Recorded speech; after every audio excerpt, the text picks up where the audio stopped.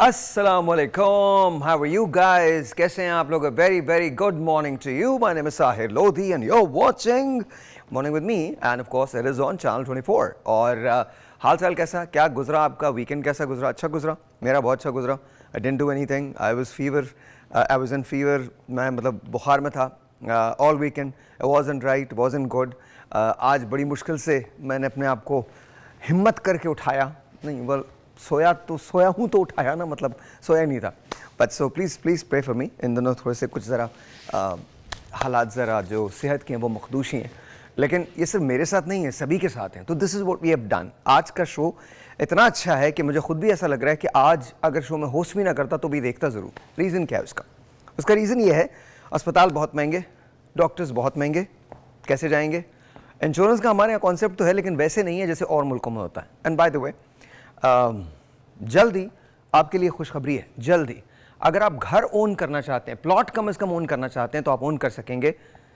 लेकिन पहले मुझे ज़रा डिटेल्स फाइंड आउट करने दें और उसके बाद फिर आप, मैं और हमारा शो होगा. और इसके बाद हो सकता है कुछ लोग यहाँ विनर भी हो जाएं, कुछ लोग ऐसे हो जाएं जिनको ये प्लॉट्स मिल सकें. सारी डिटेल्स बताऊंगा आपको, बिल्कुल फिक्र ना करें. एज लॉन्ग एज आप हमारे साथ हैं बहुत सारी चीज़ें करेंगे. तो मैंने सोचा, क्योंकि मुझे ऐसा लगता है कि अगर if I were to be the prime minister, if I was ever the prime minister of this country, of our country, मैं क्या करूँगा? मैं हेल्थ केयर को सबसे ज़्यादा इंपॉर्टेंस दूंगा, सबसे ज़्यादा. और कोशिश ये करूँगा कि अस्पताल स्टेट ऑफ द आर्ट अस्पताल, ये नहीं कि हमारे जो गवर्नमेंट के अस्पताल हैं इनका जो हाल है, स्टेट ऑफ द आर्ट, दुनिया के बेहतरीन अस्पताल. You pick any hospital, you pick like यहाँ से I don't know, Hamid Latif है कराची में, साउथ सिटी है, आगा खान है, ऑल दीज. इन अस्पताल के कॉम्बिनेशन में मैं जो गवर्नमेंट अस्पताल हैं उनको भी तकरीबन ऐसे ही कर दूँ या इनसे बेहतर कर दूँ. आई don't know if it's possible और नॉट. उसका रीज़न क्या है? अगर एक नेशन को अच्छी हेल्थ केयर मिल जाए, फ़र्ज़ करें कि आपको कभी इस बात की फ़िक्र ना हो, आप दुनिया के बेहतरीन अस्पताल में दाखिल हो सकें और आप ये कहें कि मेरा इलाज हो सकता है. आपको इस बात की फ़िक्र ना हो कि अगर आपके पेरेंट्स को कोई प्रॉब्लम हो जाती है तो आप उनका इलाज करवा सकते हैं. आपको इस बात का कोई प्रॉब्लम ना हो, खुदा न करे आपको कोई प्रॉब्लम हो जाती है तो आप इलाज करवा सकते हैं. तो हम वो सब तो नहीं कर सकते अभी फ़िलहाल, because I am not the prime minister, but one day I shall be इंशाल्लाह. आई मीन हमारे मुल्क में कुछ भी हो सकता है. लेकिन हम एक चीज़ कर सकते हैं कि हम यहाँ बहुत सारे डॉक्टर्स को बुला सकते हैं हर महीने एक बार, और क्लिनिक 24 के नाम से हम अपना पूरा मॉर्निंग शो करें. यानी आज का दिन जो है वो क्लिनिक 24 का दिन है. मुझे आपकी कॉल्स का इंतज़ार रहेगा. आप कॉल करेंगे, अपना मसला बताएंगे. हमारे यहाँ 3 पैनलिस्ट इधर होंगे, एक कराची के अंदर होंगे, और वो आपके मसले का न सिर्फ हल तलाश करेंगे बल्कि आपको राह दिखाएंगे कि किस तरह से आपने क्या करना है. अच्छा, एक टेलीफोन कॉल हम लेते हैं पहले, फिर उसके बाद. लेकिन इस कॉल के बाद हम ज़रा वॉक्स पॉप पे जाएंगे क्योंकि हमने भेजा कुछ लोगों को आउटसाइड पूछने के लिए कि आपको प्रॉब्लम्स क्या है. लेकिन सबसे पहले let's take a phone call. अस्सलाम वालेकुम. वालेकुम अस्सलाम. आपका नाम? साहिर बेटा. मेरा नाम मिसेस इरशाद है. मिसेस मुल्तान से बात कर रही हूँ. कैसी हो साहिर बेटा? अल्लाह का शुक्र, बिल्कुल ठीक ठाक. आप कैसी हैं? जी जी अल्हम्दुलिल्लाह अल्हम्दुलिल्लाह, मैं भी ठीक हूँ. बहुत शुक्र है साहिर, मुझे मिल गया. मैंने बहुत ढूंढा आपको. आप टीवी 1 पे शो किया करते थे तो मैं बहुत देखा करती थी. मुझे तो ऐसा हो गया था जैसे मेरा अपना बेटा है. तो फिर आप पता नहीं कहाँ गुम हो गए, मुझे तो आप मिले नहीं. फिर मैं बच्चों को कहती थी मुझे साहिर ढूंढ के दो, तो वो कहते थे, हंसते थे, कहते थे कहाँ से साहिर ढूंढ के दो हमें. चले, बहुत बहुत शुक्रिया. अल्लाह आपको खुश रखे, आबाद रखे. तो मैंने अपना मसला बयान किया था, आपसे बात भी हुई थी. मैं बहुत परेशान हूँ बच्चों की वजह से. मेरे बच्चे, आपको मैंने बताया था, चाइना गए हैं, 10 दिन लगे हैं उनको जाने में. वो बड़ी मुश्किल में वहाँ पहुंचे हैं यूनी में. तो वहाँ कंसल्टेंट ने जिसने वो किया था, मतलब इंटरनेट के जरिए उन्होंने हमारे बच्चों का एडमिशन करवाया था, वो बहुत परेशान है. आगे कुछ भी नहीं है उनके लिए, मतलब खाने पीने का भी मसला है उनको. हम पीछे से इतना अफोर्ड भी नहीं कर सकते. हमें उन्होंने कहा था मेरे पास कुछ वही होगा उन्हीं का. आप इनका नंबर लीजिए। मेरे पास आपका नंबर आया नहीं था, अगर मेरे पास आपका नंबर आ जाता तो मैं डेफिनेटली आपसे बात करता। प्लीज़ अपना नंबर इनको दे दें और आज ही मैं बात करूंगा। बल्कि इनफैक्ट हमारे जो डॉक्टर यहाँ दानियाल अभी आएंगे थोड़ी देर में, वो खुद चाइना के अंदर पढ़ते रहे, तो मैं कैटेगोरिकली बात करूंगा दानियाल से, अगर वो कुछ इसमें हेल्प कर सकें। सो परेशान मत होइएगा, इंशाल्लाह कुछ ना कुछ ज़रूर हो जाएगा। अच्छा, अब हम गए लोगों के पास, हमने पूछा कि जी बताइए तो सही मसला क्या है। तो आइए आपको दिखाते हैं लोगों ने कहा क्या है अपनी सेहत के बारे में। Watch this. भाई मैं ना, मेरी बेगम प्रेग्नेंट थी और तकरीबन लास्ट मंथ था, तो मैं इधर लेके आया हूँ। इनकी सर्विस बहुत अच्छी है अल्हम्दुलिल्लाह, इन्होंने तावन किया। मैं लेके आया, उन्होंने दस्ती एडमिट किया बेगम को और ट्रीटमेंट शुरू कर दिया। मतलब किसी का इंतज़ार नहीं किया, अच्छी सर्विस है इनकी। डॉक्टर अमला साहब ने तावन किया। हमें तकरीबन यहाँ पे 2 हफ्ते हो चुके हैं। हमारा मरीज़ जो वो 3 पोर्शन पे एडमिट है और उसका सिर्फ यही है कि आते हैं, बस एक ड्रिप लगाई और चले जाए, जबकि उसको पहले भी पानी का मामला, पेट के अंदर पानी है। हमारी वालदा है। अब कल हमने जो सीटी स्कैन करवाया है उसके लिए हमें 10,000 रुपये पे करने पड़े हैं। सरकारी हॉस्पिटल के अंदर ही हमें 10,000 रुपया पे करना पड़ा है कि अगर आप 2 बजे तक रिपोर्ट नहीं देते तो आपके मरीज़ को यहाँ से हम निकाल देंगे। अभी भी उन्होंने तकरीबन 1:30 बजे का हमें जो है ना वो फ्री कर दिया है कि आप इसे फ़लाँ हॉस्पिटल में ले जाएं, जबकि उधर से भी 2 मरीज़ यहाँ पे रेफ़र होके हैं। पहले यहाँ पे थे, इन्होंने उधर रेफ़र किया, फिर वो वापस फिर बेचारे आ जा गए। ऑलराइट जी, तो ये हमारे यहाँ हॉस्पिटल्स के हालात हैं। आई एम नॉट सेइंग कि किसी को हम कंडेम नहीं करेंगे, ना हम ये बताएंगे कि जी इस तरह से हो सकता है, लेकिन नॉर्मल हेल्थ केयर जो है वो मिलना बहुत मुश्किल है, मिलना हद से ज़्यादा मुश्किल है। ये जो नॉर्मल हेल्थ केयर है, अब आप सोच के देखिए कि आपके पास पैसे ही नहीं है तो आप 10,000 रुपये लाएंगे कहाँ से। फ़र्ज़ करें बहुत सारे लोग, हम क्यों घर के डॉक्टर बन जाते हैं, बिकॉज हमें ये पता होता है कि हम जा नहीं सकते, हमें ये पता होता है कि हम इलाज करवा नहीं सकते। इवन अगर किसी डॉक्टर की फ़ीस 300 रुपये है तो हम वो भी देने से कतराते हैं, बिकॉज वो 300 रुपये भी स्पोकन फॉर होते हैं। अच्छा, कुछ तो ये हुआ है कि हमारा लाइफस्टाइल डिफरेंट हो गया है, अब हमारी चीज़ें बहुत अलग हो गई हैं, अब हमारे बिल्स जो हैं वो बिल्कुल अलग हुए हैं, और सबसे बड़ी बात ये, महंगाई इतनी शदीद, इतनी ज़्यादा है कि हमें समझ में ही नहीं आता कि किस तरह से उससे कोप किया जाए। उस पर अगर बीमारियों का मसला हो जाए तो क्या होगा, यही सोचते हुए आज हमने अपने डॉक्टर्स को यहाँ दावत दी है। जितने जो आज आपको पैनलिस्ट नज़र आएंगे वो आपकी न सिर्फ मदद कर सकेंगे, नो मैटर कौन सा प्रॉब्लम है आपको। हो सकता है आप किसी ऐसे प्रॉब्लम का शिकार हो जो बहुत सीवियर है, या बहुत नॉर्मल से डे टू डे केसेस हों जिसके अंदर बुखार, नज़ला, खांसी, ज़ुकाम ये शामिल है, लेकिन आपका मसला कोई भी हो, आज हम कोशिश ये करेंगे इस क्लिनिक 24 में कि आपके मसले का हम हल तलाश करें। नाउ एक बात याद रखिएगा, अक्सर लोग ये समझते हैं कि अगर हम डॉक्टर से बात कर लेंगे तो शायद उससे बीमारी ख़त्म हो जाएगी। नहीं, बीमारी ख़त्म नहीं होती। याद रखिएगा, डॉक्टर से बात करने से आपको मशवरा मिलता है, आपको जाके फिर भी डॉक्टर को ही दिखाना है, लेकिन हम आपको जगह ज़रूर बताएंगे जहां आप जा सकते हैं। एक telephone call, let's see who this is online. अस्सलाम वालेकुम जी। वालेकुम अस्सलाम, क्या नाम है आपका? नाम सर मेरा नाम मिसेस शमीम है। मिसेस शमीम और जी मिसेस शमीम, क्या कहना चाहती हैं? सर मैं आपसे ये कहना चाहती हूँ कि 6-7 साल पहले से ना मेरी कमर में बहुत ज्यादा दर्द रहती है, उठना बैठना बहुत मुश्किल है, और मेरे घुटनों में भी बहुत दर्द रहती है। लेकिन आपने किसी को दिखाया है इसमें? हाँ जी दिखाया है, उन्होंने हमेशा यही कहा कि कोई मसला नहीं है, बस हो जाता है कभी कभी इस तरह, तो कोई आपको टेंशन वाली बात नहीं है। अच्छा, तो आप क्या एक्सरसाइज रेगुलरली करती हैं? आपका वेट तो ज्यादा नहीं है? नहीं, वेट तो ज्यादा नहीं है, लेकिन मैं एक्सरसाइज नहीं करती। अरे यार, तो एक्सरसाइज तो करें ना आप। एक्सरसाइज तो आप जरूर देखिए, आपके जो कमर का प्रॉब्लम है ना, इसके अंदर एक्सरसाइज बड़ा हेल्प करती है। घुटने के प्रॉब्लम में एक्सरसाइज बहुत हेल्प करती है।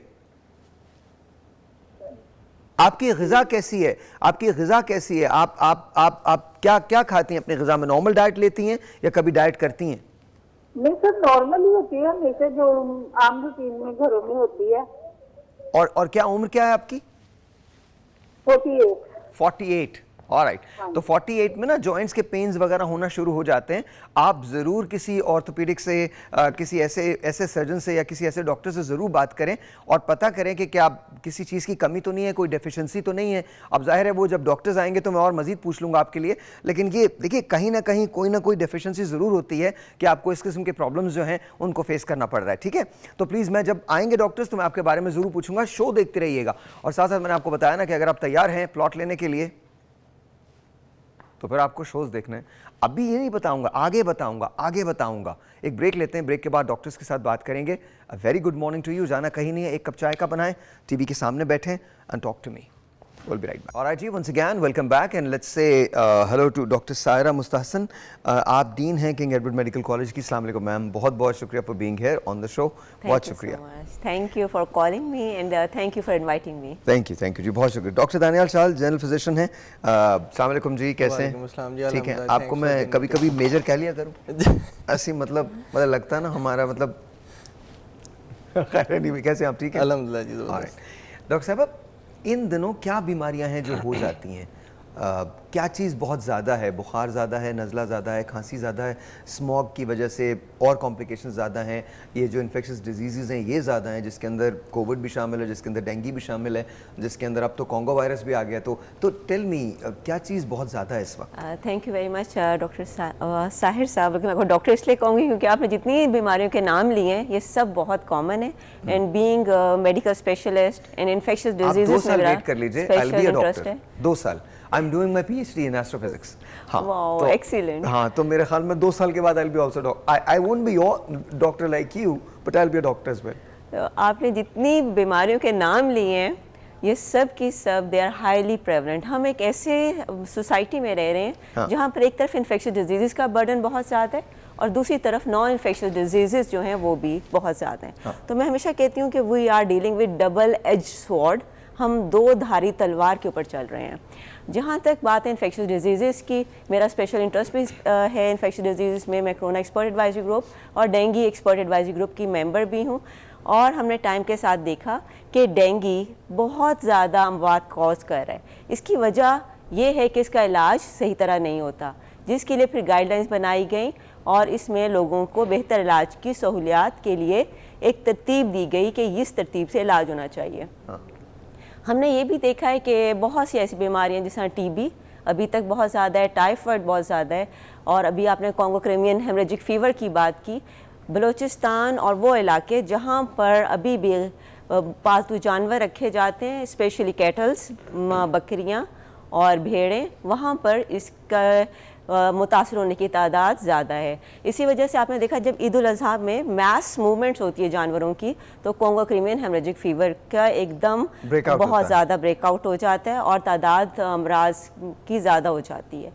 इसके अलावा जो आजकल हमें बहुत बड़ा मसला आ रहा है वो साफ़ पानी का है। पानी से जो डिजीज़ होती हैं उनमें हेपेटाइटिस ए, हमेशा से जी, हेपेटाइटिस ए, हेपेटाइटिस ई जो है वो स्पेशली पानी के इस्तेमाल से है।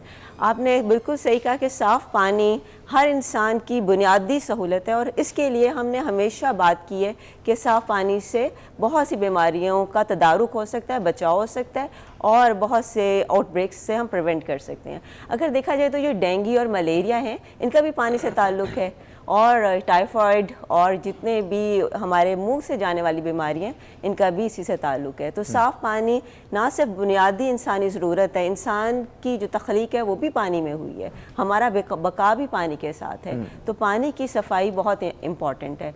फिर आपने जो अभी आजकल बीमारियों की बात की उसमें हैज़ा, कॉलरा बहुत आ रहा है। स्मोक की वजह से, एयर पोल्यूशन की वजह से बहुत से ऐसे लोग आ रहे हैं जिनको दमा था और फिर वो दोबारा से दमे के शिद्दत के साथ आते हैं। और रेस्पिरेटरी ट्रैक इन्फेक्शन, नाक से खून आना, बहुत से ऐसे लोग जिनको एपिस्टेक्सिस का मसला है यानी उनकी नक्सीर फूटती है, इस स्मोक की वजह से उनकी नक्सीर फूटने की तादाद में इजाफा हो जाता है और फ्रीक्वेंसी इंक्रीज़ करती है और बार बार वो नक्सीर फूटने का शिकार हो जाते हैं। इसके अलावा आँखों की बीमारियाँ, कंजक्टिवाइटिस, आशुब चश्म की बीमारियाँ, स्किन की बीमारियाँ, ये तमाम भी इससे रिलेटेड हैं। फिर हम बहुत सी बीमारियां देखते हैं जो कि कम नहाने की वजह से होती हैं, क्योंकि सर्दियां आ जाती कम हैं। नहाने की वजह से? जी हाँ, right. जिस तरह स्केबीज है जिसमें जिस्म के ऊपर ऐसे जरासीम रहते हैं जिनसे शदीद खारिश होती है और तमाम घर के अफराद उसका शिकार हो जाते हैं, मुतासिर हो अच्छा जाते हैं। डॉक्टर साहब एक बात और है, मुझे बताइए, ये बीमारियां तो अपनी जगह और डॉक्टर साहब ने बिल्कुल सही कहा, लेकिन अब मैं आप लोगों की बात कर रहा हूँ।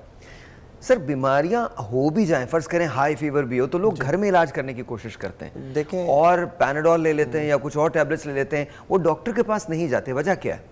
सर सबसे पहले तो आप ये देखें ना कि हम लोग देखते हैं कि हमारे ख़ानदान में हर कोई डॉक्टर बनना चाहता है। अगर किसी एक शख्स को फ़ीवर हो चुका है तो वो सबसे पहले उसके घर में लोग उसको डिफरेंट टाइप्स ऑफ मेडिकेशंस उसे बताएंगे जो कि वो खुद ले रहे होते हैं। जबकि सेल्फ मेडिकेशन मैं समझता हूँ कि बिल्कुल गलत चीज़ है कि हर शख्स एक दूसरे से मुख्तलिफ है, हर एक की बीमारी एक दूसरे से मुख्तलिफ है, उसकी नौयत मुख्तलिफ है, तो उसकी दवाइयाँ भी मुख्तलिफ होंगी और ये कौन सेलेक्ट करेगा, ये एक मुस्तनिद डॉक्टर सेलेक्ट करेगा। तो अगर एक फ़ीवर भी हो, ये फ़ीवर एक बॉडी की इंडिकेशन है कि वहाँ पर कोई ना कोई इशू चल रहा है जिसको एड्रेस किया जाए। लेकिन दानियाल असल में मसला ये नहीं है, एक हद तक तो ये मसला है कि हम गूगल डॉक्टर्स हैं, हम सेल्फ मेडिसिन करते हैं, सब कुछ है, लेकिन एक बहुत बड़ा मसला ये है कि हमारे यहाँ हेल्थ केयर एक्सपेंसिव है आज भी, और गवर्नमेंट हॉस्पिटल पे बहुत सारे लोगों का ट्रस्ट नहीं है। I am really sorry but government hospital पे बहुत सारे लोगों का ट्रस्ट नहीं है। तो टेल मी ऐसी सूरत हाल में क्या किया जाएगा? वो ये कहते हैं कि हम प्राइवेट हॉस्पिटल अफोर्ड ही नहीं कर सकते। जी बिल्कुल, आपकी बात बिल्कुल दुरुस्त है। देखिए गवर्नमेंट हॉस्पिटल जो है ना वो ओवरबर्डनड है, वहाँ पे अगर डॉक्टर्स की तादाद देखी जाए तो नहायत कम है। अगर आप रेशो देखें पेशेंट टू डॉक्टर की, अगर रेशो देखें तो पेशेंट बहुत ज़्यादा हैं और डॉक्टर की तादाद कम है, जिसकी वजह से ओवरबर्डन कहलाया जाता है।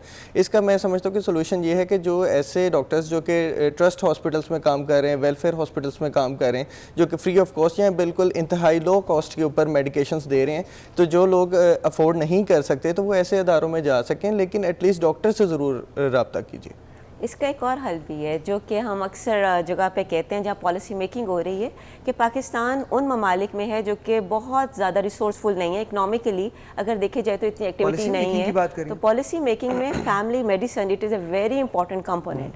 अगर आप देखें कि इवन डेवलप कंट्रीज़ में आपके वहाँ रेफरल होते हैं, वहाँ पर तमाम लोग फैमिली प्रैक्टिशनर्स के साथ इनरोल्ड होते हैं जो उनकी पूरी फैमिली का डेटा अपने पास रखता है, और उससे वो ट्रेंड पता चल जाता है और वो कॉस्ट इफेक्टिव है, वो फ़ौरन रेफ़र हो जाते हैं, इसकी बजाय कि कॉम्प्लिकेटेड हो और उस जगह पर आ जाएं जहां उनको एडमिशन की ज़रूरत पड़े और फिर उन्हें टर्शियरी केयर हॉस्पिटल में जाना पड़े। हमारे 80% लोग जो अभी भी सरकारी अस्पताल में टर्शियरी केयर में आ रहे हैं वो थे जिनको प्राइमरी हेल्थ केयर सेंटर में ट्रीट होना था, जिनको प्राइमरी फिजिशियन की ज़रूरत थी, लेकिन चूंकि हमारे पास ये कैडर ही मौजूद नहीं है और तमाम लोग पहले सरकारी अस्पताल में टर्शियरी केयर में आते हैं और वहाँ से नज़ला ज़ुकाम से लेकर कॉम्प्लिकेटेड डिजीज़ तक वहीं पर अच्छा, अगर आपको मुसलसल बुखार हो रहा हो तो क्या ये कोई सीरियस बात होती है, ख़तरनाक बात होती है? आपको डॉक्टर के पास जाना चाहिए? बिकॉज हमने ये देखा है कि जब भी आपको थोड़ा सा भी बुखार होता है, आप वेदर से मुतासर होते हैं, आपने 2 पैनाडोल फाँकी और उसके बाद वो सबसाइड हो जाता है और फिर उसके बाद आप भूल जाते हैं। बहुत शुक्रिया साहिर, आपने मेरी ना दुखती रग को छेड़ दिया। मैं तो कहूँगी दानियाल ने जिस तरह कहा,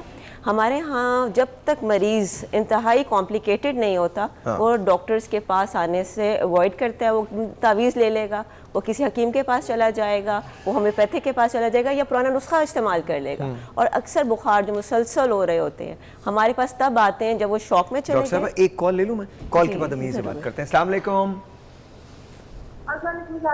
वालेकुम अस्सलाम, आपका नाम? नाम मेरा सुगरा कानपुर से बात कर रही हूँ। क्या नाम है आपका मैम? सुगरा कानपुर से। अच्छा सुगरा, ये बताइए कोई प्रॉब्लम है आपको हेल्थ के हवाले से? हाँ जी, हेल्थ के हवाले से प्रॉब्लम नहीं है सर। मैं आपका शो इतने अच्छे से इतने सालों से देख रही हूँ, लेकिन आज फोन हो गया, आज मैं बहुत खुश हूँ आपसे बात हो रही है। चलें, बहुत बहुत शुक्रिया। कोई सवाल नहीं है आपका डॉक्टर से? सर वो हाँ जी सर, मुझे आपसे बात करनी है, वो ना आप मुझे कोई नंबर दे दें, मुझे बड़ा प्रॉब्लम है, मुझे आपसे बात करनी है। तो मुझसे बात करनी है, डॉक्टर साहब से बात करनी है? नहीं, आपसे बात करनी है मुझे थोड़ी। अच्छा ओके ठीक है, इनको दे दी। अच्छा, एक और प्रॉब्लम थी, अभी एक मिसेस शमीम का आई थिंक फ़ोन आया था मुल्तान से, वो ये कह रही थी उनकी कमर के अंदर मोहरों का उनका प्रॉब्लम है, उनके घुटनों का प्रॉब्लम है, शी इज़ 48 ईयर्स ओल्ड, क्या करना चाहिए उनको?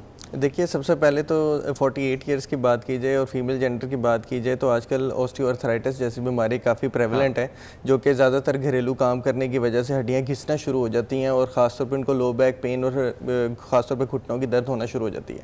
सबसे पहले तो बिल्कुल जो हमने पहले डिस्कशन की कि राइट मुस्तनद डॉक्टर को चेक करवाइए, ताकि वो इनके बेसिक टेस्ट करवा सकें और इसको स्पेशली डायग्नोज कर सकें कि क्या है, ये ऑस्टियोआर्थराइटिस की पिक्चर है, क्योंकि इसके अंदर फर्दर आगे रेस्ट, इसकी मेडिकेशंस और इसका इलाज बहुत ज़रूरी है। अगर ये इस तरफ नहीं जाएंगे तो ये एग्रवेट कर सकती है। तो मतलब इनको डॉक्टर के पास जाना बिल्कुल, बहुत ज़रूरी है। बेशक तो ज़रा। प्लीज़, मैं जैसे मैंने आपसे कहा था, आपको कंसल्ट करना बहुत ज़रूरी है। एक और phone call, let's see who this is online. अस्सलाम वालेकुम।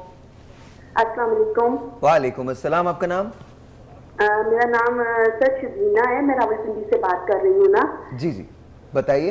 मुझे डॉक्टर साहब से बात करनी जी। है। मुझे आज हफ्ता हो गया है, मुझे ना जुकाम और गला खराब ये चीजें ना, तो उसकी वजह से मैं थोड़ी सी डिप्रेशन में चली गई हूँ और बहुत ज़्यादा मैं ओवर थिंकिंग कर रही हूँ।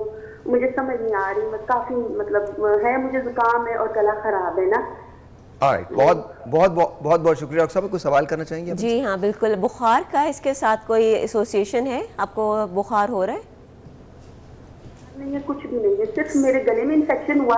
मैंने ना फ्रिज से ठंडे चावल निकाल के खाए ना, तो उसकी वजह से मुझे इन्फेक्शन हुआ। उसकी वजह से मुझे सांस में लेने में थोड़ा सा हो रहा है। एंटीबायोटिक भी मैंने ली है और रावलपिंडी में आपको पता है आदमी के डॉक्टर हैं, मैंने उन्हें भी चेक कराया है, तो उसकी वजह से मेरा मैदा भी गड़बड़ हो गया। अब ज़्यादा मसला ये कि मैं डिप्रेशन में चली गई हूँ। अब मैं ये सोचती हूँ कि मुझे कुछ हो जाएगा, ये होगा वो होगा, मतलब बहुत लंबा मैं उसमें ना चली गई हूँ। सबसे पहले तो मैं आपको ये कहूँगी कि आपने जो एंटीबायोटिक ली है वो आपको नहीं लेनी चाहिए थी। आपको पहले सिंपल मेजर्स करने हैं। जिस तरह आपको नज़ला ज़ुकाम हुआ, आपको जो शानदार इस्तेमाल करें, गर्म डॉक्टर साहब, पानी इस्तेमाल एक काम करते हैं, ब्रेक ले लेते हैं, ब्रेक के बाद आप बताइएगा। हम एक छोटा सा ब्रेक लेते हैं, ब्रेक के बाद मैम आप ही की बात करेंगे, लेकिन ब्रेक के बाद।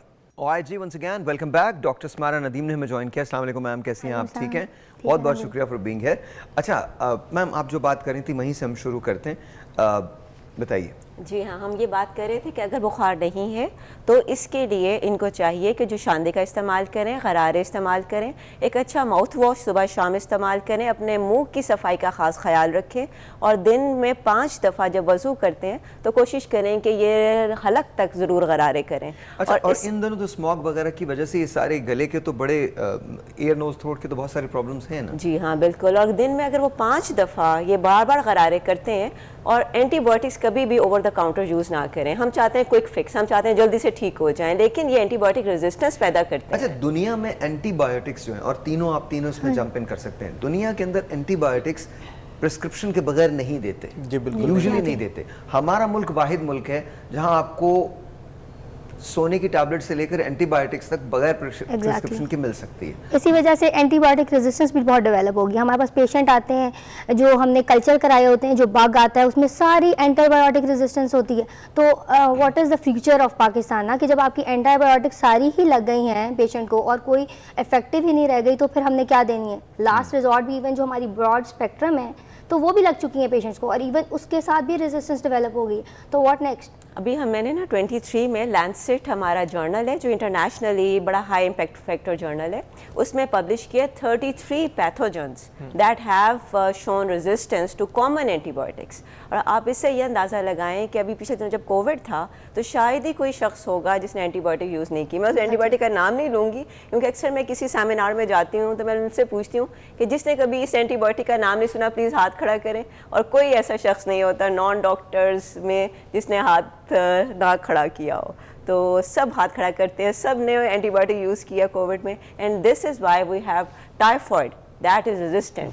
और ये एक बहुत बड़ा हमें चैलेंज में लग रहा है कि वो हमें उन एंटीबायोटिक्स तरफ जाना पड़ा जो बहुत महंगी हैं और जिनका इफेक्ट के साथ साइड इफेक्ट्स भी हैं। तो इसलिए एंटीबायोटिक्स कभी भी ओवर द काउंटर यूज़ ना करें। आई थिंक डॉक्टर सना ने जॉइंड अस फ्रॉम कराची। अस्सलाम वालेकुम डॉक्टर साहिबा।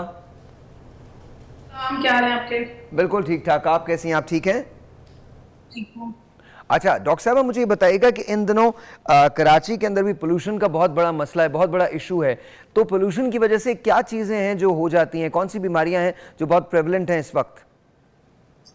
पोल्यूशन की वजह से आपकी स्मोकर, आपकी क्या कहते हैं, पोल्यूशन जो एयर पोल्यूशन है उससे आपकी लंग अफेक्ट होती है, आपकी क्या कहते हैं साइनसेस अफेक्ट होते हैं। And then it depends what kind of pollution are you going for, air pollution, water contamination, water pollution, क्योंकि आपके जो क्या कहते हैं ग़िज़ा है उसमें भी कई दफ़ा मिलावट होती है, वो भी you know affects your health.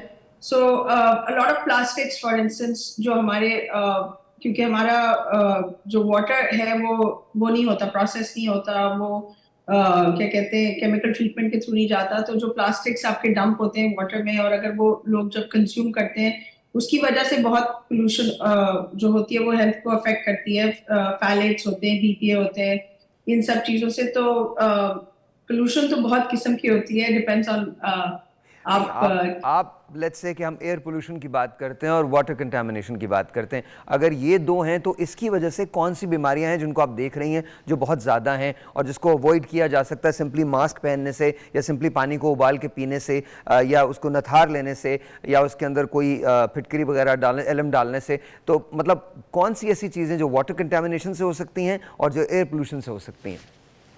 क्या कहते हैं, एयर पोल्यूशन से जो सबसे पहली कंप्लेन आई थिंक जो मैं सुनती हूँ अपने सारे पेशेंट्स में, वो ये कहते हैं कि उनके साइनसेस जो होते हैं वो एलर्जीज बेसिकली उनको एग्रीवेट हो जाती हैं, उनके साइनसेस एग्रीवेट हो जाते हैं, उनको ब्रीदिंग में डिफिकल्टी आ जाती है, एजमा ऑब्वियसली ट्रिगर हो जाता है उनका, क्या कहते हैं लंग अफेक्ट हो जाती है to a point sometimes with recurrent, जब उनको इरिटेट करता रहता है कोई चीज तो कई दफा लंग स्टिफनिंग भी हो जाती है। When it comes to water contamination, तो आपकी जो वाटर कंटामिनेशन है उसमें ये जो प्लास्टिक्स होते हैं हमारे, इसमें कुछ प्रोडक्ट्स होते हैं फैलेट्स, बीपीए जिनको हम कहते हैं, जो कि जब वाटर को कंटामिनेट करते हैं तो they increase the inflammation in the body. When they increase the inflammation in the body, we see that it also affects the growth of babies and affects the delivery date of pregnant mother premature. मैंने research actually की थी इसकी US में, जहाँ पे हमने लिए थे एक certain number of pregnant patients, जिसमें हमने देखा था कि जिनका बहुत ज्यादा पोल्यूशन का एक्सपोजर था उनकी प्रीमेच्योर बेबी ज्यादा होते थे, उनके बच्चों में कॉम्प्लिकेशंस ज्यादा होती थी। अच्छा, hold on to that thought doctor साहबा, एक मैं टेलीफोन कॉल ले लूं, फिर इसके बाद हम बात करते हैं, यहीं से शुरू करेंगे। अस्सलाम वालेकुम जी। अस्सलाम वालेकुम। वालेकुम सलाम जी सर, क्या नाम है आपका? मोहम्मद मीर हाफिजाबाद से। जी सर, क्या कहना चाहते हैं? सर मैं ये पूछना चाह रहा हूँ डॉक्टर साहब से कि बच्चों की आंखों में से पानी आ रहा है, नज़ला जुकाम जा रहा है, क्योंकि स्मोक की वजह से हाफिजाबाद में बहुत पोल्यूशन है। ऑलराइट, आप टेलीफोन रखिए। Yes sir. जी बिल्कुल इसी तरह ही है कि हाफिजाबाद जो है वो भी बिल्कुल एयर क्वालिटी इंडेक्स बहुत ज़्यादा ख़राब है आजकल। तो स्मोक की वजह से आई इरिटेशन, आंखों में से पानी आना, गले के अंदर खराश और ख़ासतौर पे नाक से खून आना, ये उसके अलामात हैं। अगर ऐसा हो तो सबसे पहले यह कि अपने बच्चों को घर के अंदर रखिए, बिला वजह बाहर जाने से मना कीजिए, उनको मास्क पहनाइए, गर्म पानी का इस्तेमाल करवाइए, गरारे करवाइए, जिस तरह से भी डॉक्टर साहब ने कहा है कि माउथ वॉश का भी इस्तेमाल करवाइए। ये कुछ प्रिकॉशंस हैं जिससे इसका इंसिडेंट कम हो जाएगा। ओके जी डॉक्टर साहिबा, आप कह रही थी, आपकी तरफ आता हूँ, बात कंप्लीट कीजिए। जी, तो क्या कहते हैं, तो उसमें obviously that pollution is very harmful for the children in the long run, because वो उनकी ग्रोथ को, उनकी इवन टू द एक्सटेंट जो मैं बात करी थी, fertility can affect fertility also. Okay, तो पोल्यूशन स्पेशली आई थिंक जैसे लाहौर में हम सुनते हैं बहुत ज्यादा स्मॉग होती है, that a lot of since I'm Karachi based, when a lot of my patients are traveling and they come back to Karachi, so the first symptom they'll come with is that they have severe lung irritation, उनको breathing में difficulty हो रही है, उनको रात को सोने में difficulty हो रही है because उनके sinuses aggravate हुए हैं। So all these things आपकी quality of life severely affect करती है, days lost at work होते हैं आपके, functional नहीं। एक telephone call, let me see who this is online. अस्सलाम वालेकुम जी। कैसे सर भाई? आई एम गुड, आप कैसी हैं? ठीक हैं जी मैम, कुछ कहना चाहती हैं? बात कर रही हूँ पेशावर से। जी जी बोलिए। अच्छा साहिब भाई, पहली चीज तो ये कि मुझे आपसे बाद में बात भी करनी है, प्लीज मुझे आप अपना नंबर दे दीजिएगा, बहुत सीरियस टॉपिक पे बात करनी है। अगर ऐसे पॉसिबल है तो मैं आपको तंग नहीं करूंगी, बस मुझे एक जी श्योर आपको मिल जाएगा। आपको कोई मेडिकल के हवाले से बात करनी है? जी जी जी मुझे ये बात करनी है कि ये ना मुझे अस्थमा का इशू हो जाता है अगर मैं अंडा वगैरह लूँ या दूध या इस तरह की कोई भी चीज़, इवन पराठा भी खाने से मुझे सांस लेने में इतनी तंगी होना शुरू हो जाती है, फिर इतनी कफ होती है और वो खांसी मुझे लेटते हुए होती है। नॉर्मल वर्किंग के दौरान मुझे नहीं होती, डस्ट वगैरह पड़ जाए तो भी होती है, लेकिन इस तरह से होती है ना कि अगर मैंने अंडा खा लिया या ऑमलेट खा लिया, अंडा किसी भी चीज़ में हो तो लाइक जैसे एलर्जी होती है बंदे को इस तरह से, और अगर मैं दूध का एक घूंट भी ले लूं तो भी उससे भी मुझे होता है, और चॉकलेट भी खा लूं तो उससे भी होता है। कौन सा जूस? कोई भी जूस? Any juice? दवाई असर नहीं करती थी मेरे ऊपर। नहीं, आप ये बताइए, कोई भी जूस, एनी जूस? जूस नहीं, जैसे चॉकलेट हो गई, अंडा हो गया, दूध हो गया, इस तरह की चीजें। जूस से कुछ नहीं होता। Okay, done. ये जो दमा है ये एलर्जीज़ की वजह से होता है, जिस तरह आपने खुद आइडेंटिफाई किया कि कुछ चीज़ों से आपको एलर्जी है। लेकिन एक अच्छी बात जो मैं आपको बताना चाहूँगी वो ये कि दमा ना सिर्फ ये ठीक हो जाता है बल्कि काबिल इलाज है। और एक अच्छी बात नहीं है वो ये कि अगर इसका प्रॉपर इलाज ना करें और आप अपनी एलर्जीज़ का ख्याल ना रखें तो ये टाइम के साथ साथ ज़्यादा पेचीदा हो जाता है, बार बार एग्जर्बेशंस होती हैं और वो एग्जर्बेशंस जाकर आपके लंग्स को डैमेज कर देती हैं, जिसको हम एक्यूट सवेयर एस्थमा कहते हैं। और ना सिर्फ वो लंग्स को डैमेज करती हैं, वो हार्ट को डैमेज करती हैं। हार्ट रेट ब्रेडिकार्डिया यानी डिक्रीज़ होता है और फिर कभी कभी बहुत ज़्यादा बढ़ जाता है, जिस तरह घोड़ा दौड़ा होता है। और दोनों सूरतों के अंदर जानलेवा भी साबित हो सकता है। अच्छा, तो इसके लिए जो इन्होंने एक क्वेश्चन किया है कि इन्हें एस्थमा के लिए क्या करना चाहिए, सबसे पहले इनको किसी मुआलिज से अपना चेकअप कराना चाहिए और इसको मुसलसल दवा का इस्तेमाल करना चाहिए। और दूसरी चीज़ें, जिस तरह इन्होंने कहा मुझे एलर्जीज़ हैं, अपने एलर्जीज़ को करेक्टली आइडेंटिफाई करें कि इसके अलावा इन्हें किस कलर से होता है। जैसे आपने जूस का पूछा, बहुत से जूसेस में प्रिजर्वेटिव्स होते हैं और हो सकता है इनको उन प्रिजर्वेटिव से, जूसेस से, कलर्स से और पेट्स से और इर्द गिर्द की चीज़ों से, कारपेट से, कर्टन से, उनसे भी एलर्जी हो। तो उनमें से कुछ चीज़ों को आपने करेक्टली आइडेंटिफाई कर लिया है और बाकी चीज़ें भी जो आपको एलर्जी करती हैं उनको आपने अवॉइड करना है। सेकंड, मास्क का इस्तेमाल ज़्यादा करना है। थर्ड, जो शानदार और माउथ वॉश और बार बार गरारे, ये आपके लिए हेल्पफुल हैं। अच्छा, आपने बार बार जोशांदे का नाम लिया, तो मतलब you actually believe in joshanda a lot कि जोशांदा जो बहुत ज़्यादा हेल्प करता है। बहुत हेल्प करता है। एक और टेलीफोन कॉल, बट इसने एक सवाल है जो मैं आप चारों से पूछूंगा और वो सवाल थोड़ा सा मुझे उसका मुफस्सिल जवाब चाहिएगा आप चारों से, ठीक है? तो अस्सलाम वालेकुम जी। अस्सलाम वालेकुम। वालेकुम अस्सलाम। साहिर भाई, मैं हफीज बात कर रहा हूँ कराची से। ऑलराइट हफीज भाई, कैसे हैं आप? अल्लाह का शुक्र है, आपका प्रोग्राम बहुत अच्छा लगता है मुझे। थैंक यू हफीज भाई। कोई मसला है, कोई मेडिकल का कोई मसला है क्या? खुदा न करे। ये कि मुझे एलर्जी रहती है और छींकें आनी शुरू हो जाती हैं एलर्जी से और नजला, खांसी, गला खराब रहता है। और ये कब कब होता है? ये सुबह के टाइम ज्यादा होता है और एंटीबायोटिक खा लेता हूँ तो 2-3 दिन आराम आ जाता है। क्या बात है, जीते हैं आप। अच्छा, आप एक मिनट होल्ड कीजिएगा, डॉक्टर साहब जरा बात कीजिए आप इनसे। अस्सलाम वालेकुम। मुझे लगता है कि जो मुख्तलिफ एलर्जीज़ हैं, और सबसे पहले तो आप एलर्जी आइडेंटिफाई करें अपनी। एलर्जिक सेंटर्स हैं जहाँ पे आप अपना फूड एलर्जीज़ हैं, आपकी कोई वायरल एलर्जी आपको आइडेंटिफाई करते हैं वो लोग। इसके अलावा वैक्सीनेशंस हैं। आप पहले तो अवेयरनेस डेवलप करें आपकी डिजीज़ है क्या, फिर उसके बाद आप ये सोचें कि उसकी प्रिवेंटिव मेजर्स हैं like vaccination. Influenza virus is very common, सर्दियों में आता है और उसकी वैक्सीनेशन है। आप वैक्सीनेशन करवाएं तो आप 90% उससे इफेक्टिव होती है वो। ये कह रहे हैं सुबह आपको सुबह के वक्त छींकें आती हैं? जी जी, सुबह स्ट्रेन ज्यादा होती हैं। तो हो सकता है कोई याद कर रहा हो। नहीं, cold air is one of the factor कि जो है आपको एलर्जीज। अच्छा, आप लगता है हफीज भाई को ज़्यादा करीबी जानते हैं। नहीं, मैं बिल्कुल नहीं जानता। इसलिए हम भी ये समझते हैं कि मेडिकली जब आप सुबह उठते हैं तो आपके साइनसेस जो हैं उस वक्त ज़्यादा इरिटेटेड होते हैं क्योंकि रात को उनकी सही तरह से ड्रेनेज नहीं हुई होती। तो सुबह इनके ज़्यादा छींकें आती हैं और ज़्यादा मसाइल, हेडेक और बाकी चीज़ें भी सुबह के वक्त होते हैं। नहीं, लेकिन इन्होंने एक बड़ी ख़तरनाक बात की है। इन्होंने कहा मैं एंटीबायोटिक ले लेता हूँ 2-3 दिन। और अच्छा, इसी पे हम बात करेंगे। पहली बात तो ये वो कौन लोग हैं जो बगैर प्रिस्क्रिप्शन के एंटीबायोटिक दे देते हैं, पहली बात तो ये। दूसरी बात, और ये सवाल मैं लेके जाऊँ, हमारा हेल्थ केयर सिस्टम, हम जैसे ये कहते हैं हमारे यहाँ डॉक्टर्स बहुत काबिल हैं, पाकिस्तानी डॉक्टर्स को पूरी दुनिया में लोग मानते हैं, लेकिन हमारे यहाँ का गवर्नमेंट सेक्टर, उस पर लोगों का ट्रस्ट बिल्कुल कम है। भेड़ और बकरियों की तरह का सलूक किया जाता है ना। Being very blunt, very honest. आप किसी गवर्नमेंट अस्पताल में चले जाएं, कराची से लेकर लाहौर तक, पेशावर तक, wherever you walk in you will find out, मैंने अस्पताल के बेड्स पे बिल्लियां बैठी हुई देखी हैं। ब्रेक के बाद। ऑलराइट जी, once again welcome back and let's talk. पहली बात तो ये जो मैंने पहले बात की थी हमारे यहाँ, और उसका थोड़ा सा जवाब आपने दिया था, बट मैं चारों से जवाब लेना चाहूँगा। मुझे ये बताइएगा कि वाई इज़ इट कि गवर्नमेंट हॉस्पिटल के अंदर, जैसे अभी मेरे पास एक वॉक्स पॉप आया जिसमें कहा कि कोई CT स्कैन हुआ तो उसके 10,000 रुपये गवर्नमेंट अस्पताल में कहा गया है कि जी वो दे दें।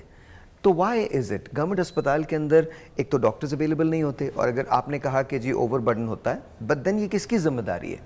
अच्छा, फिर उसके बाद जिस किस्म का इलाज वहाँ दिया जाता है, मैंने लोगों को तड़पते हुए और मरते हुए देखा है, अपनी आंखों से देखा है। सो वाई इज़ इट? देखिए, अगर मैं सबसे पहले गवर्नमेंट हॉस्पिटल्स की बात करूं तो आपने सबसे पहले कहा कि जो पाकिस्तानी डॉक्टर्स हैं वो वर्ल्ड वाइड रिनाउंड है। ऑफ कोर्स उनका मेडिकल ट्रीटमेंट बहुत अच्छा है, वो एम्पैथेटिक हैं। अगर आप गवर्नमेंट हॉस्पिटल्स में बात करें, देखिए वहाँ पे जो फंड्स हैं वो गवर्नमेंट ने प्रोवाइड करने हैं, वहाँ की जो मेडिकेशन है वो गवर्नमेंट ने प्रोवाइड करने हैं, वहाँ पे जो बेड्स हैं वो गवर्नमेंट ने प्रोवाइड करने हैं। अगर वहाँ पे एक बेड के ऊपर 2 पेशेंट्स हैं या 3 पेशेंट्स हैं, कोई भी डॉक्टर पर्सनली ये नहीं चाहता कि उनका पेशेंट सफ़र करे, कोई भी डॉक्टर ये पर्सनली नहीं चाहता कि उनको मेडिकेशंस ना पहुंच पाएँ। लेकिन देखें, गवर्नमेंट हॉस्पिटल में अगर उनकी शॉर्टेज होगी, मेडिकेशन शॉर्टेज होगी, या बेड्स की शॉर्टेज होगी, या पेशेंट्स का बर्डन ज़्यादा होगा, तो उसकी वजह से ये हमें सब कुछ सिनेरियोस देखना पड़ता है। मैं ये समझता हूँ इधर गवर्नमेंट का एफर्ट करनी चाहिए, बेड्स को इंक्रीज़ किया जाए, डॉक्टर्स की जो है वो तादाद को इंक्रीज़ किया जाए ताकि पेशेंट्स को किया जाए। और मेरे पास इसका एक हल है। एक टेलीफोन कॉल लेता हूँ, फिर आप तीनों की तरफ आता हूँ, उसके बाद हम बात करते हैं इसी पे। एक हल है मेरे पास इसका। अस्सलाम वालेकुम जी। जी वालेकुम अस्सलाम। जी, आपका नाम? जी, मेरा नाम मलिक रजा है, मैं रावलपिंडी से बात कर रहा हूँ। जी सर, क्या सवाल है? जी, मेरी डॉक्टर साहब से 2 इश्यूज है मेडिकल, इस पे डिस्कस करना चाहता हूँ। जी। एक इशू ये है कि मेरी मिसेज है, उनके 5 महीने प्रेगनेंसी है, तो उनको खांसी, नज़ला और जुकाम बहुत ज़्यादा है, और पसली में बहुत शदीद किस्म का पेन होता है, और इस सिलसिले में कोई एडवाइस हमें कर दें। और दूसरा ये है कि मैं एक हार्ट पेशेंट हूँ, मेरे हाथ और पाँव जो है ये रात को सुन्न हो जाते हैं शदीद किस्म के। ओके, मेरी एज जो है 42 ईयर है। मैंने 2013 में स्टंट डलवाया था। उसके बाद मुसलसल जो मेरे हाथ और पाँव हैं ये दिन को भी सुन्न हो जाते हैं और रात को भी सुन्न हो जाते हैं। ये डॉक्टर साहब फिजिशियंस हैं, इनसे काइंडली मुझे मशवरा दें। जी जी, ये आपने ये दोनों मसाइल बताए हैं, ये बहुत ही कॉमन मसला है। पहली बात तो ये कि आपकी जो मिसेज़ हैं वो हामला है, उनको फ़ौरन अपने एंटीनेटल चेकअप के लिए रजिस्टर कराना है, बुक कराना है, जिसमें उनके तमाम टेस्ट होंगे, जिसमें CBC है और कुछ और इन्फेक्शंस के टेस्ट हैं। जो नज़ला ज़ुकाम है इसको बिल्कुल भी आप लाइट ना लें, क्योंकि अल्लाह ना करे ये रुबेला या कोई ऐसा भी मसला हो सकता है जिससे बच्चे को इफ़ेक्ट हो सकता है, और उसमें कॉन्जेनिटल डिफॉर्मिटीज़ आ सकती हैं, जिसमें उसकी ब्रेन की ग्रोथ या उसके हार्ट का मसला या कोई और मसला उसमें आ सकता है। तो ये तमाम चीज़ों से बचने के लिए बेस्ट तरीका यही है कि फ़ौरन उनको बुक कराएं और उनको घर में किसी किस्म की एंटीबायोटिक ना दें। जो आज के इस शो में अगर ये एक बात हम पहुंचा देंगे तो मेरा ख्याल है कि एक बहुत बड़ा मिशन हमारा पूरा हो जाएगा कि कोई भी एंटीबायोटिक विदाउट प्रिस्क्रिप्शन यूज़ ना करें। ये बच्चे और माँ दोनों की सेहत के लिए नुकसानदेह है। अब मैं आपकी तरफ आती हूँ। आपको शुगर जो है वो अनकंट्रोल्ड है, और ये आज से नहीं कई सालों से अनकंट्रोल्ड है, क्योंकि स्टंटिंग तभी होती है जब शुगर का इलाज सही ना हो, और उसकी वजह से शुगर हार्ट को, आँखों को, किडनीज़ को और खून की नालियों को मुतासिर करती है। हम बहुत से मरीज़ देखते हैं जो आते ही तब हैं जब उनको या तो हार्ट अटैक हो जाए या उनको डायलिसिस कराने पड़े, गुर्दे काम छोड़ दें, या उनके हाथ या पैर काले हो जाएं और उन्हें काटना पड़े, जिसे हम अगर पाँव है तो हम उसे डायबिटिक फुट कहते हैं, और अगर वो हाथों में है तो हम उसे गैंग्रीन कहते हैं। तो इन तमाम से बचा जा सकता है। इसके लिए मैं कहती हूँ डायबिटीज़ बीमारी नहीं है, बल्कि ये आपकी लाइफस्टाइल है। आपने खुराक को ठीक करना है, दवा को टाइम पे लेना है, और रोज़ाना 30 मिनट्स लाजमी वॉक करनी है। इससे आपकी शुगर कंट्रोल होगी। एक telephone call, let me see who this is on. अस्सलाम वालेकुम। अस्सलाम वालेकुम। जी अस्सलाम वालेकुम। वालेकुम सलाम। लुत्फ साहब क्या हाल है? ठीक है, अल्लाह का शुक्र, बिल्कुल ठीक ठाक। सर क्या कहना चाहिए? लुत्फ साहब मेरी बात थोड़ी सुन लीजिएगा, काटिएगा नहीं प्लीज। नहीं सर। मैं लंच का मरीज हूँ और मैं बहुत सारे डॉक्टरों से इलाज करवा रहा हूँ, जिसमें हार्ट के भी हैं और लंच के भी हैं। तो लंच वाले तो मुझे रिसेप्ट दे देते हैं, कभी 2 करते हैं, 4 करते हैं सुबह शाम, और कभी 1 कर देते हैं, जिससे मुझे कोई फर्क नहीं पड़ता।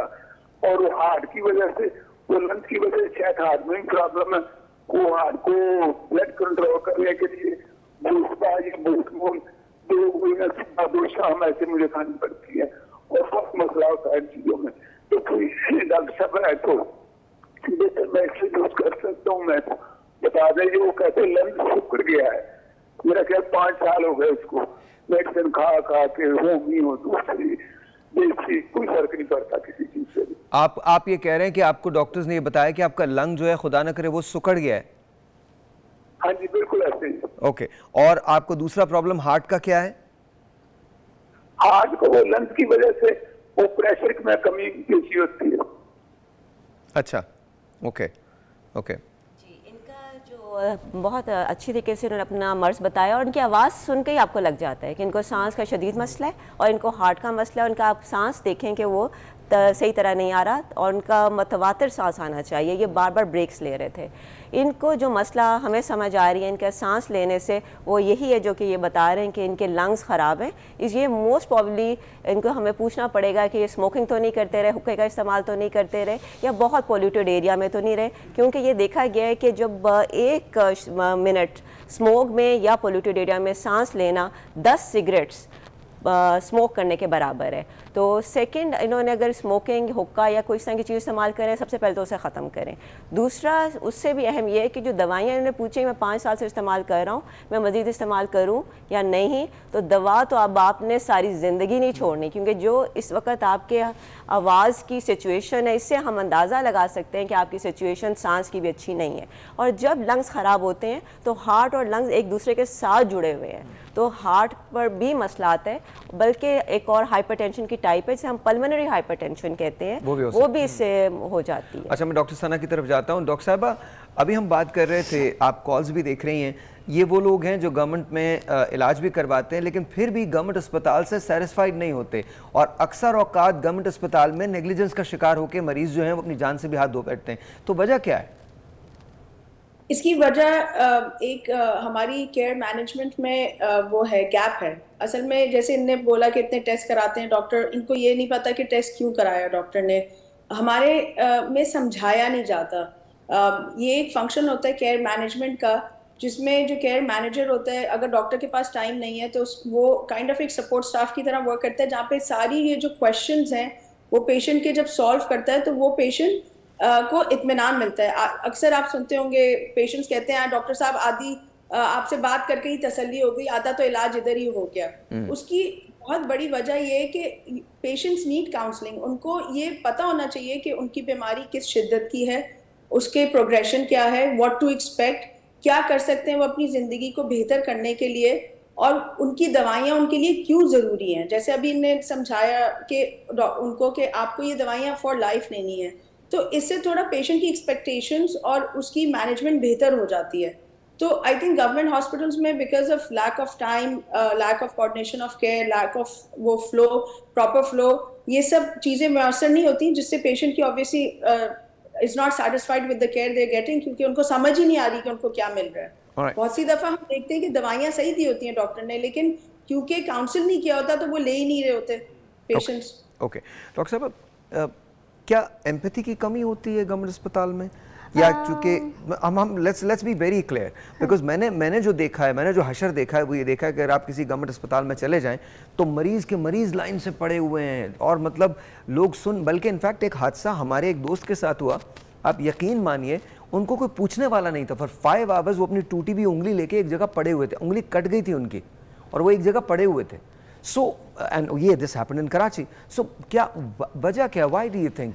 मुझे लगता है कि हमारा जो पेशेंट लोड है ना वो बहुत ज़्यादा है as compare to the resources we have. But उंगली का कटना बहुत बड़ी इमरजेंसी है, आई मीन वो ही इज ब्लीडिंग। नहीं, हॉस्पिटल में तो जितने भी पेशेंट्स आ रहे हैं ना, एवरीबडी हैज़ एन इमरजेंसी ना, इमरजेंसी तो सबकी है, ठीक है। उसमें यह है कि आपके रिसोर्सेज कम है, आपको एक बेड अवेलेबल नहीं है, एक बंदा बीमार आया उसको अटेंशन, एक बंदा तो चाहिए, एक डॉक्टर प्रॉपर चाहिए। तो उसमें ये कि जब इतना लोड हो रहा है, इवन आजकल भी अब आपने देखा होगा कि सारे रेनोवेट हो रहे हैं हॉस्पिटल्स, और सर्विसेज हॉस्पिटल की इमरजेंसी खुली हुई है and other hospitals are revamp उनको किया जा रहा है। तो सर्विसेज हॉस्पिटल में भी बहुत ज़्यादा लोड है। हम डेली यही फेस कर रहे हैं चीज़ें कि इतना पेशेंट लोड है कि इवन अ सिंगल डॉक्टर के पास अगर 10 मरीज़ आएंगे तो ऑब्वियसली वो एक कटी हुई उंगली है या इवन कटा हुआ हाथ है तो वो कैसे देखेगा। तो वो एक मुझे लगता है कि एक पेशेंट लोड बहुत ज़्यादा है। सेकेंडली मुझे लगता है कि रिसोर्सेज भी बहुत कम है, ठीक है। कुछ मेडिसिन का you said being very honest, तो मुझे लगता है कि जो हमारी मेडिसिन आ रही हैं हॉस्पिटल में that are not enough for the patients. Secondly फिर कुछ पेशेंट्स को आईसीयू केयर की ज़रूरत होती है, तो ये तो सबको ही पता है कि गवर्नमेंट हॉस्पिटल्स में ICU beds and ventilators are not enough for everyone, so that is very important. तो I guess this is the reason. एक टेलीफोन कॉल लेता हूँ, उसके बाद खैर। अस्सलाम वालेकुम। अस्सलामुअलैकुम जी, साहिर साहब बोल रहे हैं? जी साहिर बोल रहा हूँ। अच्छा साहिर साहब, ये मुझे स्टेंट्स पड़े थे 2016 में, 4 स्टेंट्स पड़े थे। ठीक है। तो अभी मेरा प्रॉब्लम यही है, जो आपके पुराने कॉलर ने भी कहा था कि उनका हाथ और पाँव नमनेस होती है, सो जाते हैं। तो इसका जवाब नहीं डॉक्टर साहब ने अभी दिया, ज़रा इसका जवाब लेके दे दें क्यों ये नमनेस होती है। जी, जो शुगर के तमाम मरीज़ हैं वो ये सुन लें कि उनके असाब इससे मुतासर होते हैं शुगर से, इसलिए सबसे अहम चीज़ आपने शुगर का कंट्रोल करना है। दूसरा, विटामिन का इसमें बहुत बड़ा रोल है, स्पेशली विटामिन B12 जो कि मुख्तलिफ नामों से मार्केट में अवेलेबल है। और थर्ड, ऐसी अद्वियात मौजूद हैं जिससे ये सोने का अमल रुक जाता है, अदरवाइज़ फिर आहिस्ता आहिस्ता ये अमल इतना ज़्यादा हो जाता है कि बिल्कुल किसी किस्म की भी हिस्स उसमें नहीं रहती और मालूम नहीं होता है कि जूता उतर गया है या पहना हुआ है। इवन जूते के अंदर कोई मसला हो, जूता लगने की वजह से ज़ख़म आ जाता है, फिर वो ज़ख़म हील नहीं करता और उसकी वजह से फिर उनको डायबिटिक फुट डेवलप होता है जिसमें पस पड़ जाती है और कई ऐसे भी हमें देखे हैं जिनको काटना पड़ता है। तो ये लेट मी गेट दिस, आप ये कह रही हैं कि अगर B12 ले लिया जाए तो इससे हाथ पाँव के सुन होने की शिकायत ख़त्म हो सकती है, बेहतर हो जाती है। और ऐसी दवाइयाँ भी मौजूद हैं जिससे ये ठीक हो जाते हैं, लेकिन वो दवाइयाँ हमेशा डॉक्टर एग्जामिनेशन के बाद देता है। ऑलराइट, लेकिन B12 तो ये खुद ले सकते हैं। ये अच्छा, आप B12 खुद ले लीजिए, देखिए कि क्या होता है, और अगर नहीं ये प्रॉब्लम रेक्टिफाई होती तो फिर ज़रूर किसी डॉक्टर से, अपने जो आपके हार्ट स्पेशलिस्ट हैं उनसे ज़रूर मशवरा कीजिए। एक छोटा एक ब्रेक ले लेते हैं, ब्रेक के बाद यहीं से कंटिन्यू करते हैं। ऑलराइट जी, वंस अगेन वेलकम बैक। और इशू जो है वो खासा गंभीर है। मैं सिर्फ इतना कहना चाहता हूँ और उसके बाद हम बात करेंगे। मैं सिर्फ इतना कहना चाहता हूँ कि अगर हमको हॉस्पिटल में ज़्यादा बेड्स देने हैं, मैंने तो हमारे मुल्क में मैंने सभी कुछ देखा है।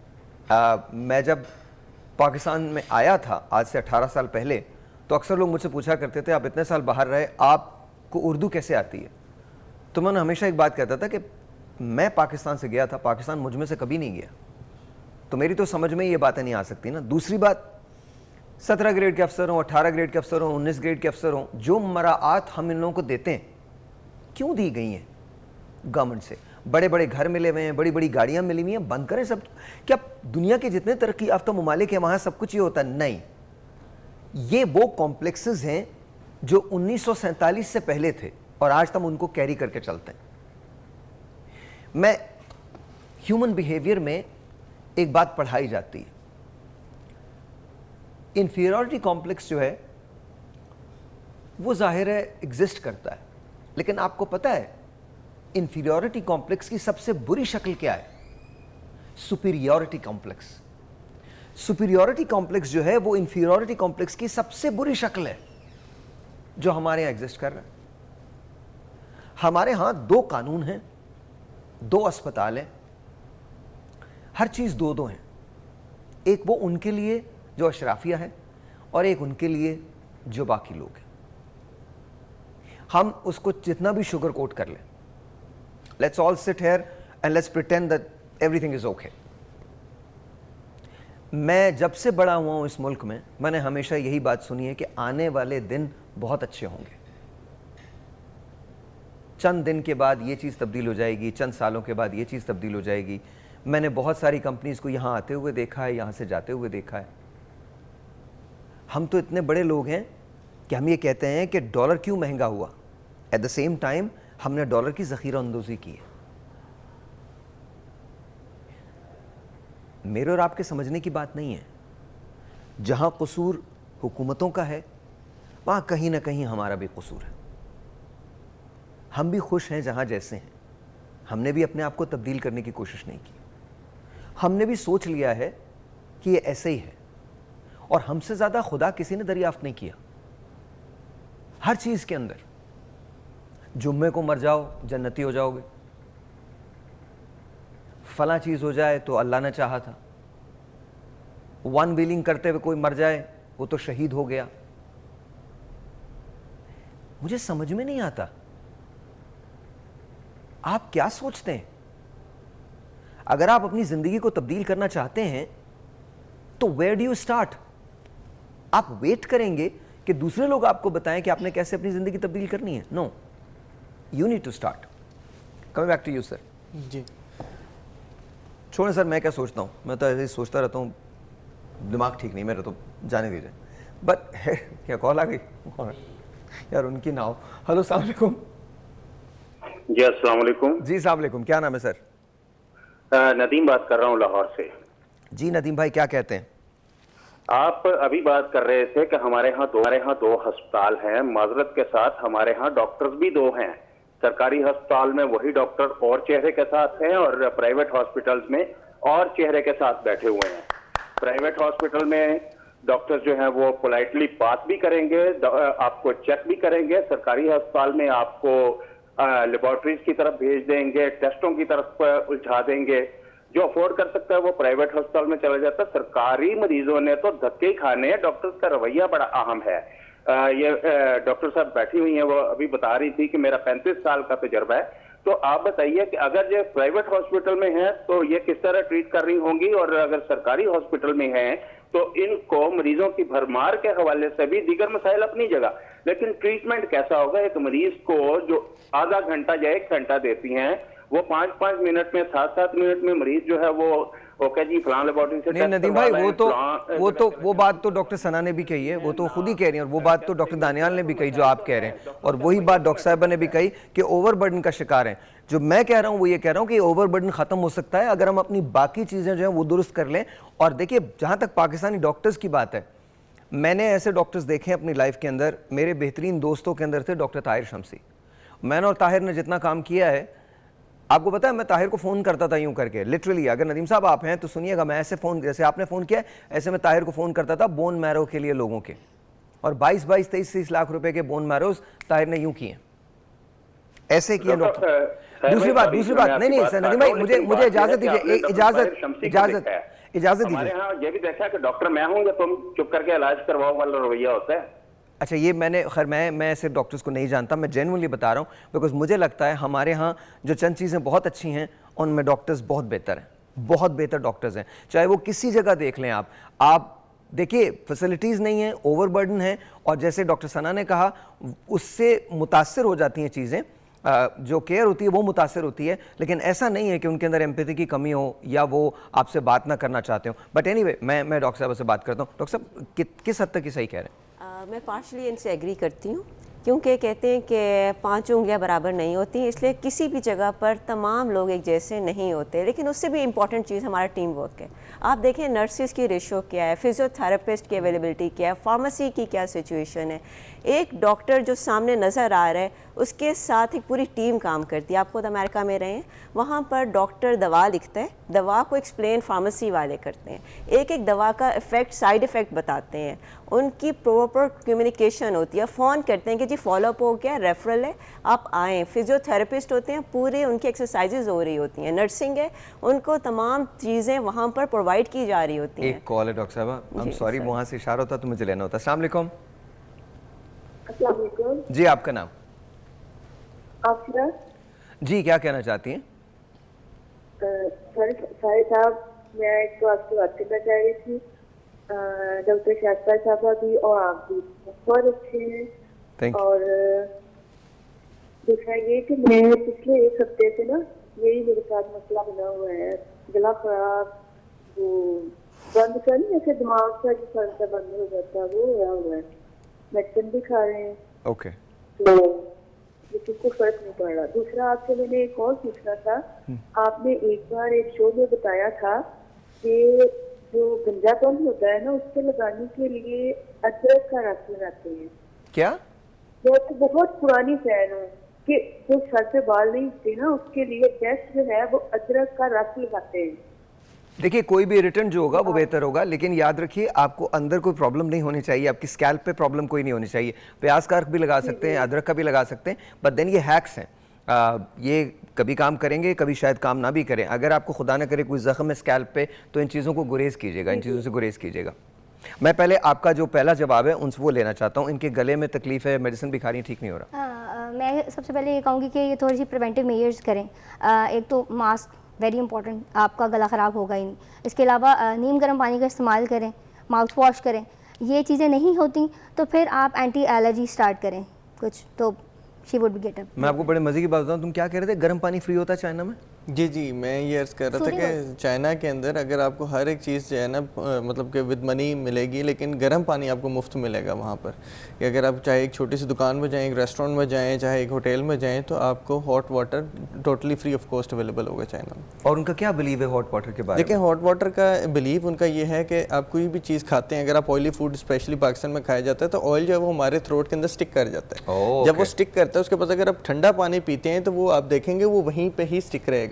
जिसको खराश होगी आप थोड़ी बाद थ्रोट को क्लियर करने की कोशिश करेंगे। जब आप बार बार इरिटेट करेंगे तो सोर थ्रोट की कंप्लेंट आएगी। अच्छा, अगर आप गर्म पानी का इस्तेमाल करेंगे तो वो जो ऑयली पार्टिकल्स जो इंटैक्ट हैं वो गर्म पानी की तरह वॉश हो जाएंगे और आपका सोर थ्रोट कम हो जाएगा। गर्म पानी के भी साथ इन्होंने बात की है हल्दी की, तो उसमें अगर थोड़ी सी हल्दी डाल लेंगे तो उससे भी ये बहुत सूदिंग इफेक्ट आएगा और ये इन्फेक्शन के लिए भी बेहतर होगा, इन्फेक्शन क्लियर हो जाएगी। अच्छा, हम फ़ौरन जाते हैं दवा की तरफ। हमें बहुत सी ऐसी चीज़ें जो कि घर में मौजूद हैं हेल्प कर सकती हैं, लेकिन बस ये देख लीजिएगा कि कोई हार्ट की डिजीज़ ना हो या किडनी का मसला ना हो। हमारे मुल्क में डायबिटीज़ एक बहुत बड़ा इशू है।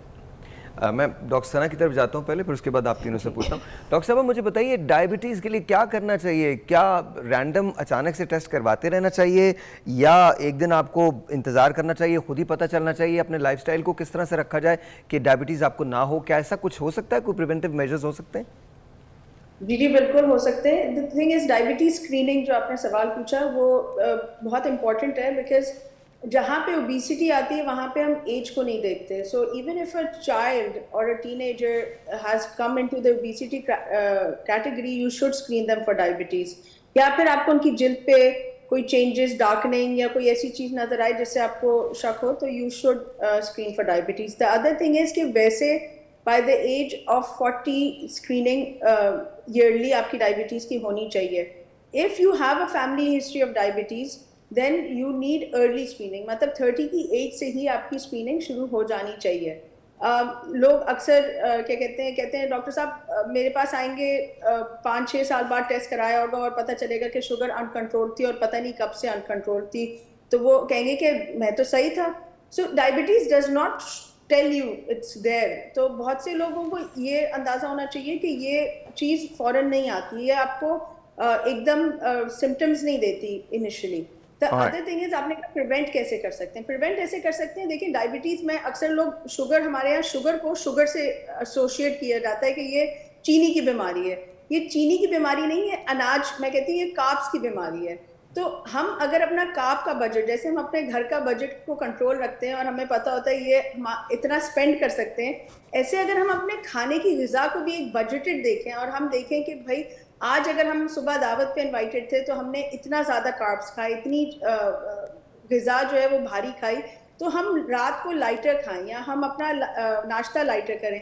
तो अगर हम अपनी ग़िज़ा को बजट कर दें तो उसमें यह है कि हम डायबिटीज़ को प्रिवेंट कर सकते हैं। डॉक्टर साहब अगर मैं पॉडकास्ट में होता ना तो आपने ऐसे से मुझे मतलब आपने ऐसी सी बातें कही हैं that I would really like to answer that. एक तो हमारे मुल्क में बजट किसी चीज़ का नहीं बन सकता बिकॉज यहाँ आपका बजट बनता है, अगले दिन अचानक पता चलता है कि हुकूमती लेवल पे मैं पर्सनल बजट पर्सनल तो बनना पड़ रहा है आजकल, मजबूरी है। बिल्कुल सही कह रही हैं, बिल्कुल सही कह रही हैं।